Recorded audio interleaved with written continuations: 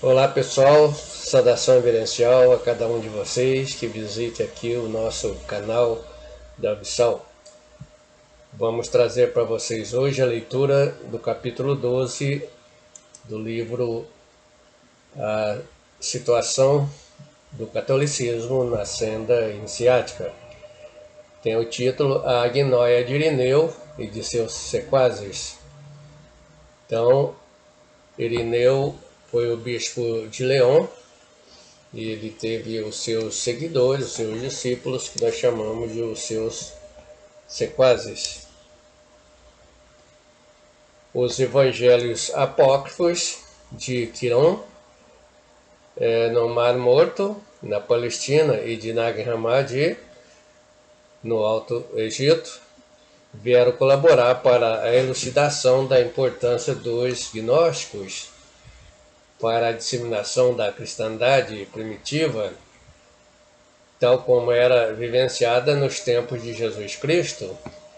Também o venerável mestre Samael Weor nos dá um conhecimento grande acerca dos acontecimentos que marcaram a passagem do mestre Jesus na terra, da sua doutrina cristina, de sua missão e da importância dos gnósticos na formação do verdadeiro cristianismo, coisa que Irineu de León e seus sequazes jamais souberam é que a gnose que existe desde o início das raças humanas aqui no planeta Terra passou pelos Lemurianos e pela Atlântida, onde estes ensinamentos gnósticos já vinham sendo cultivados, e por meio dos Atlantes chegou até aos nossos dias, passando pelos Nagamais do Tibete, os Maias da Américas,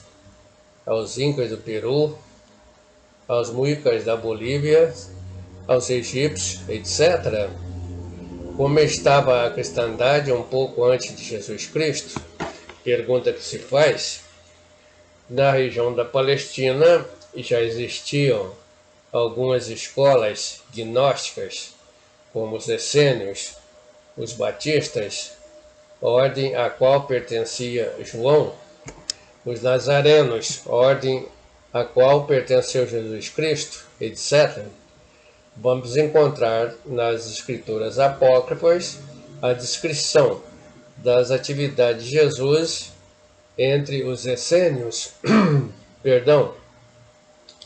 Os essênios desenvolviam os seus monastérios à margem do Mar Morto, formavam uma comunidade humilde, praticavam votos de pobreza, de castidade, cultivavam a arte do silêncio, entre outros.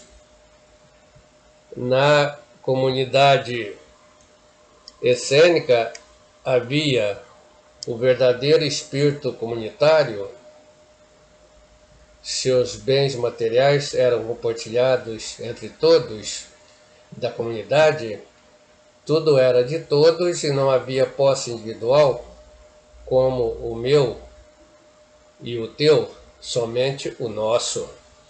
Jesus Cristo, conforme mostra os evangelhos canônicos, apresenta os seus ensinamentos, o que aprenderam com os essênios. Então, Jesus Cristo trouxe no bojo de sua doutrina, nos seus ensinamentos, os princípios utilizados pelos essênios da compartilhação. Jesus nunca foi comunista e muito menos capitalista. Ele apresentou a proposta do regime comunitarista, isto é, o que é de um é de todos, o que é de todos é de um. Por isso ele coloca em prática a cura pela imposição das mãos, a santa unção, etc. Portanto, as cerimônias, as festividades, os ritos crísticos, a Eucaristia, etc., não constitui uma invenção dos cristãos na nova religião que se iniciara, os essênios faziam voto de castidade, ao tempo que casavam também, mas só entre os membros da própria comunidade. Portanto, a castidade deles não significava a ausência de sexualidade, como supõem os cristãos do círculo cultural das diversas religiões existentes no mundo. Não era ausência de sexualidade, então. Não era como o celibato repressor dos tempos atuais da ICAR, que violenta a natureza humana ao excluir os padres e freiras da vida sexual. Assim, eles praticavam a castidade científica, isto é, praticavam a transmutação da sua energia sexual sem a perda do sêmen. No grupo dos essênios havia também os batistas, casta gnóstica a qual pertenceu João Batista, e os nazarenos, cuja etimologia vem da palavra nasa, de onde deriva o termo nazareno, com significado de representante do culto da serpente, pois Nasa vem de Naja, a serpente mais poderosa do Oriente. De Naja, então, vem Nazareno. Nos textos de Quirã, vamos encontrar que existiu um grande personagem antes de Jesus Cristo, conhecido como o mestre da justiça, o mestre da retidão, que foi um grande divulgador da doutrina iniciática nos arredores da Terra Santa. Como estava a gnose na época de Jesus Cristo? Outra pergunta que se faz. Como o eixo da sabedoria iniciática estava no Egito, todos que quisessem tornar-se sábio tinham que baixar lá, pois a gnose estava lá. Assim se passou com Sócrates, Pitágoras, José, Moisés e Jesus Cristo. Como ficou a gnose após a ressurreição de Jesus? É outra pergunta. Muitos anos se passaram após a ressurreição do Cristo Jesus e seus apóstolos se espalharam por todo o Oriente, também pelo Ocidente europeu, levando a gnose do Cristo, a mensagem de redenção aos povos pagãos da Grécia, da Ásia, do Egito, da Índia, etc. Paulo e Pedro foram pregar na Grécia e em Roma. André foi à Escócia, Tomé se dirigiu à Índia, Marco foi ao Egito, Madalena chegou à França, Maria e José foram à Síria e Turquia, e Santiago ficou em Jerusalém, etc.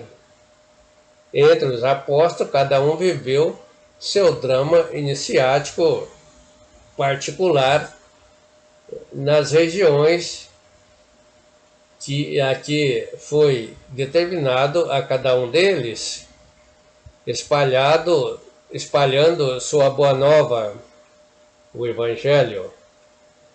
Foram perseguidos, humilhados, incompreendidos, presos, torturados, na maioria dos casos, assassinados, mas suas mensagens foram bem acolhidas por aqueles poucos fiéis, sedentos de sabedoria divina, e assim, com o passar dos séculos, o cristianismo gnóstico foi ganhando força e popularidade.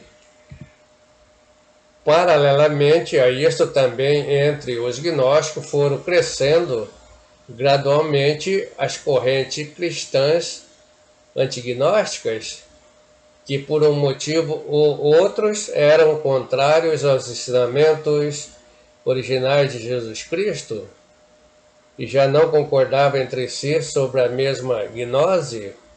Foi então aí que apareceram no cenário as primeiras divisões entre as seitas emergentes da época, já no decorrer do primeiro século. Nesta época já se percebe a diferença radical entre as seitas cristãs, que viriam a ter o nome de catolicismo, e os gnósticos. Sitiados, os gnósticos rendiam culto à sabedoria divina representada pela Santa Trindade e se expressaram em diversos grupos setianos. Segundo o mestre Iracocha, foram os primeiros teosófos. Iracocha afirma que no sarcófago de Sete foi achado o livro dos mortos, que foi escondido pela Igreja Católica. Nazarenos, conhecido como Ófitas, do grego Ópis, eram adoradores da serpente, versados em ciência, acreditavam, isto pode ter sido sua falha, que o líquido da serpente, em sua maior parte venenoso, segundo seus distratores, não conheciam o profundo significado da serpente e seu veneno poderia salvar a humanidade da escravidão, do pecado. Foram herdeiros do conhecimento de Tomé e do Evangelho dos egípcios. Eram astrólogos e tinham o cálice como seu símbolo.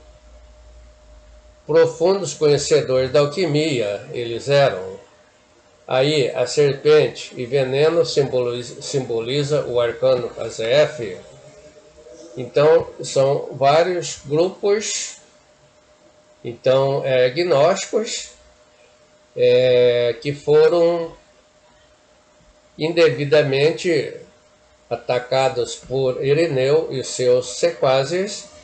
Irineu e seus sequazes, seus seguidores, logicamente eram cristãos do círculo cultural, sem os apetrechos iniciáticos para compreender o verdadeiro evangelho gnóstico.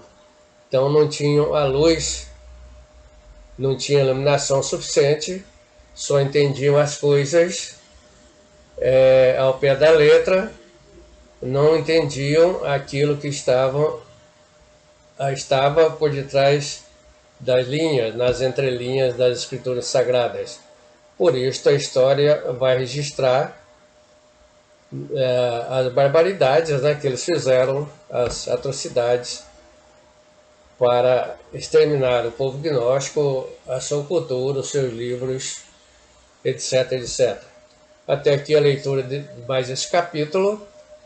Para você ler o livro todo em PDF, para ler também o livro convencional impresso, tem aqui as informações nas descrições do livro, logo abaixo onde você está assistindo esse vídeo. Dê o seu OK, acione o seu sininho para receber sempre novos vídeos e obrigado pela atenção, fique com Deus, a paz reverencial.